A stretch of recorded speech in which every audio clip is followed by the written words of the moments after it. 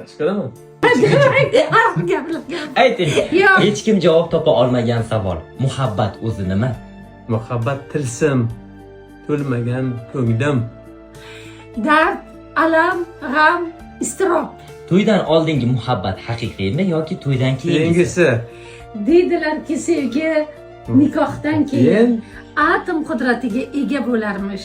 Mehrimiz ko'zlardan o'tkayin sayin jonimga sehringdan kuchlar to'larmish. Faqat bilagimni tark etma jonim deb yozgan edilar Alisher Bozoriy.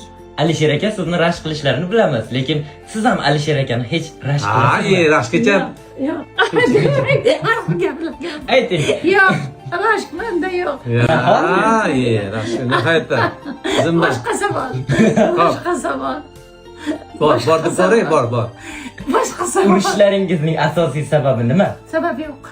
Sababsiz ham urush mumkinmi? Yo'q, mumkin. Shoirlar topadi. Ularga mavzuni uchi bo'lsa bo'ldi, o'zi olib ketadi u yog'ini. Soatlab, ertalabgacha. O'rtangizdagi mehr muhabbat hali ham birinchi marta ko'rishgandaymi yoki kamayganmi? Ketgan. Nimaga?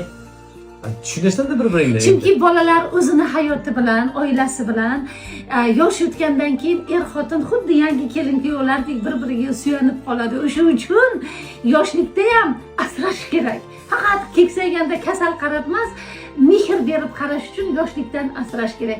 Kuningiz o'zingiz bir-biringizga qoladi. O'g'ling yeb o'rga ketar, qizing yeb qirga ketar deydi-yu. Marhabo Karimova, xuddi shunaqa asrashni hozirdan boshlang. To'g'ri. Yaxshi ko'raman-da. Yaxshi ko'raman.